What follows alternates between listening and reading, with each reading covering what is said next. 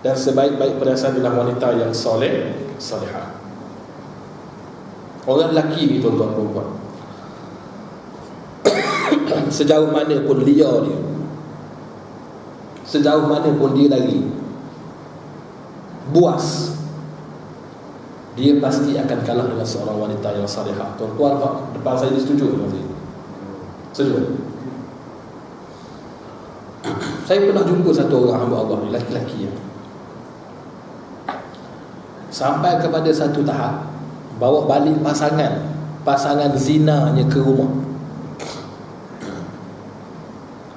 minum arak, buat parti bersedih, minum arak dalam rumah, ajak kawan-kawan bergelimpangan tidur. Bini dia boleh tolong kemah betul-betul arak. Tak sepatah jahat suami ni dia pergi cerita ke orang, tak sepatah cerita. Di Kepung, kejadian ni berlaku di Manjelara, Kepung. Saya dengar cerita ni daripada kawan saya kerja di Majlis Agama Islam Temenung. Ada lelaki orang puan baik begini. Berapa lama dia menanggung? 8 tahun. Buasnya suami ni. Nafkah beri, saya tak tahu beri tu cukup tak cukup, tapi dalam kes tu dia kata dia beri. Tapi buat dia gitu lah. Mai betina, bawa balik kawan-kawan ke rumah, judi. Dia jadikan rumah dia tu pot maksiat. 8 ke 9 tahun tuan-tuan, isteri dia sambung dengan dia. Akhir dia give up. Siapa give up? Laki dia give up. Give up dengan dosa yang dia buat. Dia jadi fikir sendiri, pasangan hidup aku silih berganti. Time aku ada duit, hak ni mari. Time aku ada harta, hak ni mari, hak ni pergi. Hak ni mari, hak ni pergi. Aku suruh, hak ni pergi. Aku pasang, hak ni mari. Maknanya duit banyak, ada awet. Tak ada duit, tak ada awet. Hak awet-awet aku, hak ada ni, kawan-kawan aku hak ada ni, ada dengan aku masa aku senang. Masa aku susah tak ada. Masa aku tak ada duit, mereka akan mengumuk, apalah tengah sikit, malah kau join lah gini. Tapi hak di rumah ni tak pernah sekali pun komplain dengan aku. Aku balik, makan minum aku cukup. Aku balik, tempat tidur aku selesa. Aku diperlakukan macam raja. Akhirnya sedar sendiri. Nah, sebuas-buas hak namanya laki-laki, dia akan tunduk dengan isteri yang soleh, solehah. Sebab itu penting cari bini yang baik. Nah, kalau bini kita jenis tak baik, hak lelaki hak asalnya baik, jadi tak baik. Nah, sebab asal laki-laki ni, depan saya ni orang lelaki juga ni, jadi boleh share pengalaman. Orang lelaki ni, bila dia berkahwin, sebenarnya dia separuh daripada tujuan tuntutan nafsu dia dan juga matlamat hidup dia nak hijrah sebenarnya kalau dia kahwin. Maknanya dia dah nak sesuatu yang ada komitmen. Saya bilang gitu, asal dah kahwin. Nah, maknanya bujang dah merasa bujang. Aku kahwin ni, aku nak hijrah daripada sebelum ibadah, daripada sudut komitmen, tanggungjawab, ada anak, ada yang namanya aku bergelar menantu, aku bergelar biras, ipar. Kita dah set target, gini aku dah bayar, aku jadi bapak satu hari nanti, aku jadi ipar yang baik pada adik-beradik aku dah jadi menantu yang baik, gini. Bila benda tu pecah ataupun tak berlaku seperti mana yang kita nak, perasaan hampanya tu lelaki saja yang tahu.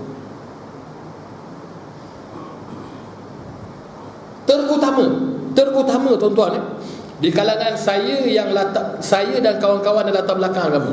Saya cakap tu tengah tuan-tuan, saya dan kawan-kawan saya dulu, biasanya latar belakang agama lah terutamanya, bila tengok seorang perempuan ni, bagi saya perempuan ni kalau dia bertudung labuh, mustahil dia menipu, mustahil dia berkasar, mustahil dia mencuri, mustahil dia khianat. Walhal baru saya tahu kalau kat Sarawak perempuan pun ada juga mencuri sama dia. Sebab masa tu kita fikir perempuan ni mesti mempunyai satu sifat haya ataupun malu yang sangat tinggi. Bila kita nak mendengar nama orang perempuan, kita expect dia mesti pandai masak, dia mesti pandai buat kerja rumah, dia mesti rajin bangun buat kerja rumah, dia mesti rajin bangun pagi, dia mesti pandai basuh baju, dia mesti urus rumah tangga. Tiba bila kita kahwin, berlaku sebaliknya, mula berlaku rasa kecewa yang luar biasa. Kalau baca statistik baru-baru ni, keluar TV dibahaskan secara serius dalam radio dan TV baru-baru, bukan seminggu 2 minggu lepas.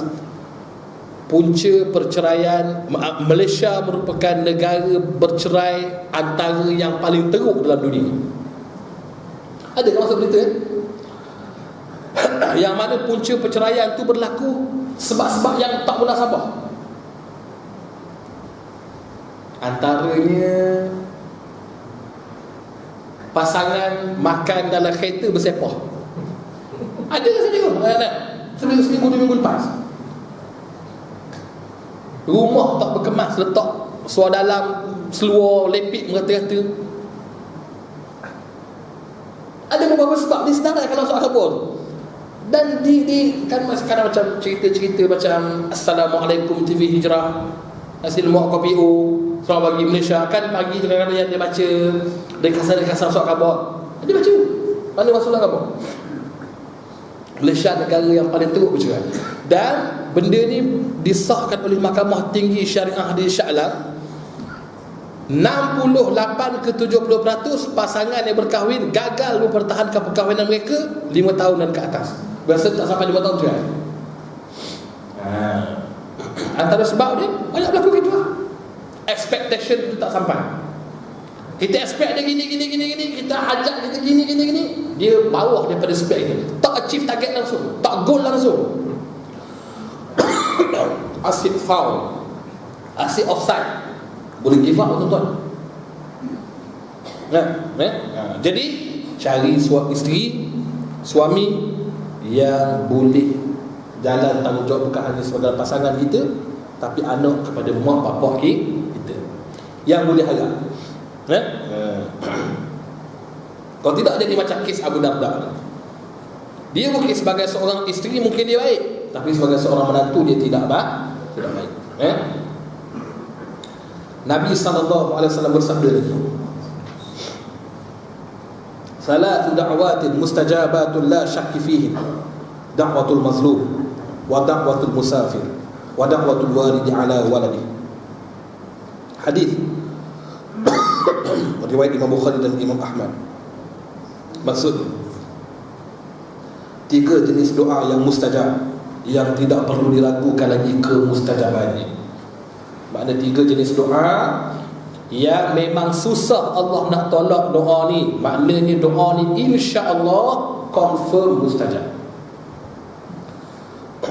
Pertama, da'watul mazlum, doa orang-orang yang dizalimi, teraniaya.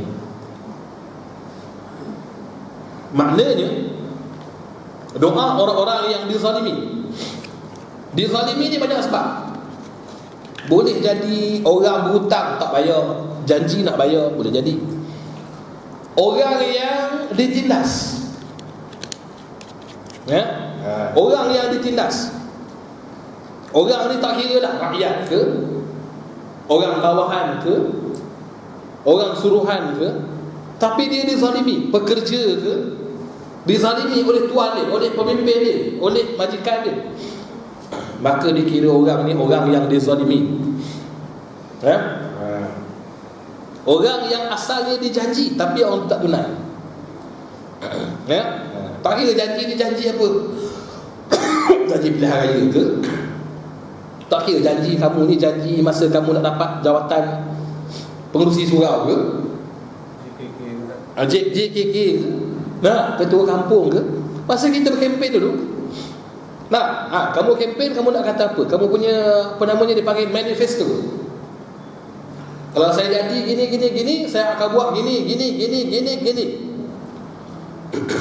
Minyak tak naik, tak ada cukai gini, saya akan buat pendidikan gini. Tapi bila sebab naik, Allah kabul, kita khianat. Makna orang yang kita janji itu sudah pun dizalimi. Hati-hati dengan doa orang yang dizalimi. Mungkin kita boleh kata, tak ada benda pun berlaku. Tuan-tuan, Allah tak janji doa ni on the spot. Kalau doa ni berlaku on the spot, ramai manusia jadi baik. Betul? Doa Allah tak janji on the spot. Cuma Allah kata hati-hati dengan doa orang yang dizalimi. Doa ni bahayanya, rekod dia tak boleh dipadam. Doa ni bermakna Allah boleh playback balik doa ni di bashar nanti. Itu sebab dia jadi bahaya. Sebab tu di dunia mungkin kita boleh selamat. Bahkan orang yang bersumpah dengan nama Allah pun boleh menipu. Wallahi, wabillahi, watallahi, aku tak buat benda-benda gitu. Walhal dia buat. Keluar daripada tempat sumpah tu, tak pun di mana ada betul.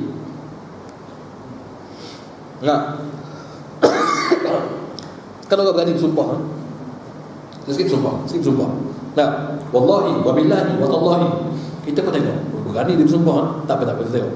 Dia lepas dia bersumpah ni kena panah petir, ataupun kena aksiden, ataupun sakit lah. Tak sakit makna betul dia bersumpah dah.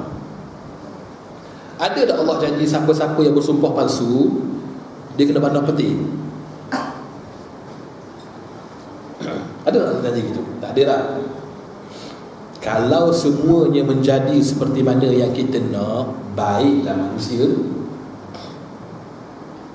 Dia jadi pemimpin, lepas tu dia buat zalim pada rakyat.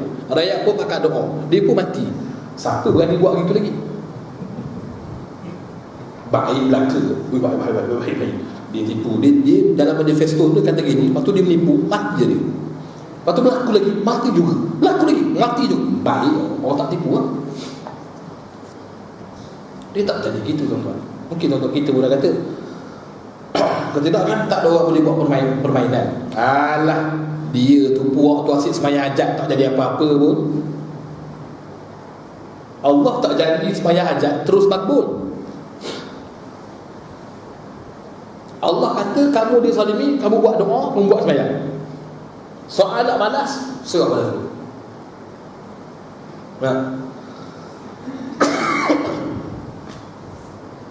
Kok mana pun tak lepas lah tuan-tuan. Bila dah Nabi kata doa orang teraniaya ni. Sebab tu jangan zalim pada manusia ataupun makhluk.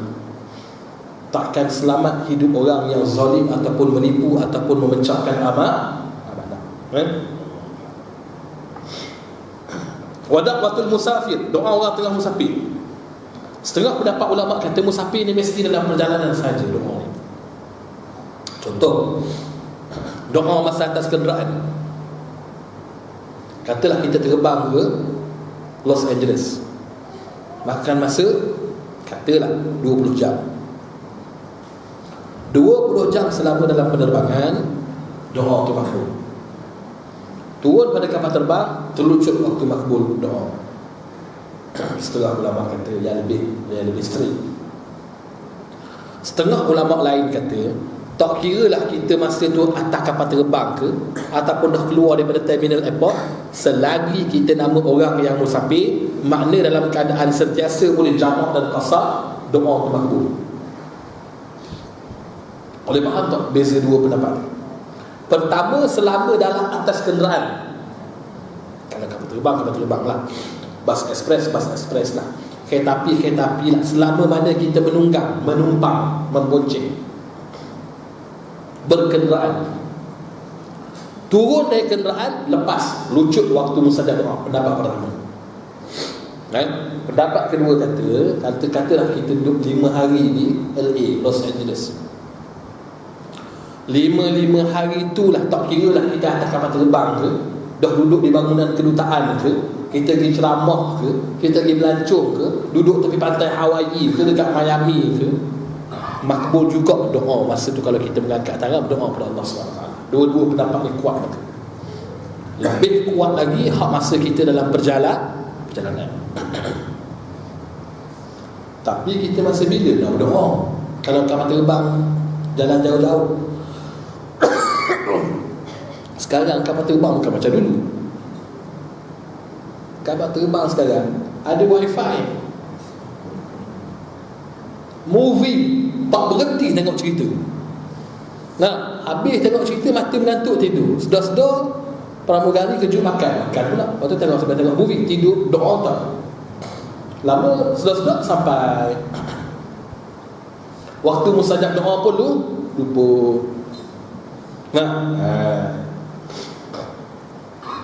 Makin selesa, makin susah nak berdoa. Walhal doa waktu musafir ni antara yang paling mustajab. Kemudian watul walidi ala waladi, doa orang tua kepada anak ni pun mustajab. Setengah ulama-ulama kata, dibahaskan dalam hadis ini, doa orang tua ni, sekalipun orang tua ni jahat dan tak semayang, bapak dia ni jahat, fasik, berzina, minum arak, kaki judi, bohong, rasuah, mencuri, membunuh, banyak dosa-dosa bapak dia buat. Nah, mak dia pula tukang sihir, tukang segala bagai tukang kayu, tukang apa segala bagai. Mak dia ni tukang karut. Tapi bila dia ni, mak bapak ni doa pada anak, makbul. Tapi dia doa untuk diri dia sendiri, untuk orang lain belum tentu makbul. Sebab ada orang yang banyak dosa. Ya Allah, mudahkan urusan aku nak minta kerja ni ya Allah. Tapi dia ni fasik, tak semayang, tak apa. Untuk diri dia sendiri dia berdoa, bapak ni susah nak makbul. Tapi kalau bapak yang fasik ni berdoa untuk anak dia, ya Allah, anak aku telefon, dia kata dia nak periksa tu, mudahkan urusan dia, menjawab soalan pemeriksaan ya Allah. Walaupun doa bapak ni untuk diri dia sendiri tak makbul, tapi untuk anak dia Allah beri makbul. Jadi kita yang ada mak bapak yang macam tu, jangan main-main dengan doa mak bapak macam ni. Jangan kita kata, alah mak nak sumpah saya, mak nak doa saya, mak sendiri tak semayang. Jangan begitu. Special dia doa. Allah bagi doa mak bapak pada anak ni, walaupun dia fasik sekalipun, tapi doa dia untuk anak dia makbul. Sebab Allah mengenang susah payahnya seorang mak dan ayah menjaga anak. Tu keistimewaan. Walaupun dalam pada masa yang lain, doa dia untuk diri dia sendiri tak makbul, doa dia untuk pihak lain tak makbul, tapi untuk anak-anak dia Allah makbul.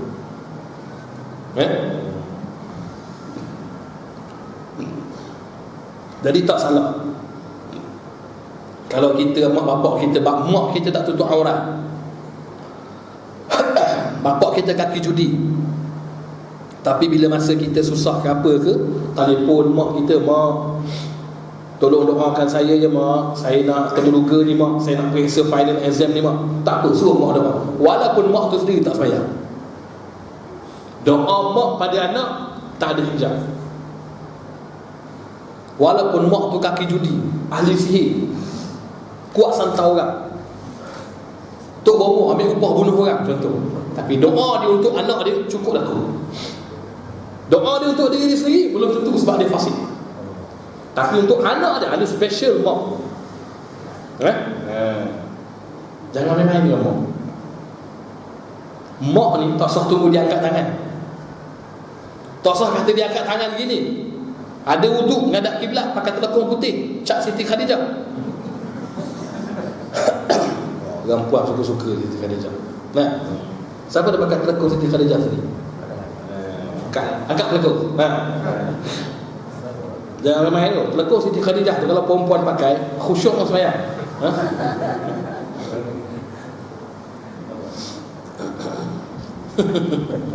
Pakailah benda-benda pun tuan-tuan, perempuan. Kalau diri tu sembahyang lah kena terpaksa, tak jadi juga. Dia nak sembahyang tu mesti dengan hati. Kalau sembahyang tu terpaksa, pakailah cap Siti Khadijah ke, Siti Fatimah ke, Zainab ke, apa benda ke, tak jadi juga sembahyang.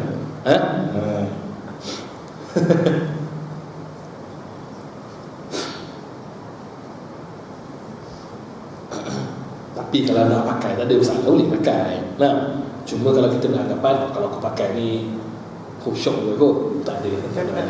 Ha? Usah kata telekong lah tuan-tuan. Kalau orang tu nama dia pun Siti Khadijah nama dia, tapi semayang kalau terpaksa, tak khusyuk lah. Usah kata telekong, nama dia Siti Khadijah tak jadi. Baik. Sabda Nabi SAW. Ni lain sikit.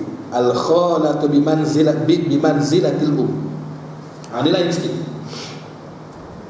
Makcik, yakni saudara perempuan ibu, adalah sedarjat dengan ibu. Makna ni perbahasan yang sedikit berbeza. Dalam hadis ni disebut dalam rangka kita buat baik dengan mak, maka makcik kita ni, makcik ni kira mana dalam hadis ni? Mak saudara sebelah mak. Kita ada mak saudara sebelah mak, mak saudara sebelah ayah, sebelah bapa. Yang utama dalam hadis ni adik-beradik mak. Adik-beradik mak yang perempuan, yang kita panggil mak usu, mak utik, mak lang, mak tam, mak cik, mak long, mak ngok, mak cong, mak apa je lah. Mak kita ada adik-beradik, ada laki-laki, ada perempuan. Hak perempuan, hak perempuan lebih pada yang laki-laki dalam bab ketaatan. Waktu kebanyakan orang dia salah faham tuan-tuan. Mak dia mati, ayah mati, dia pun tak balik kampung.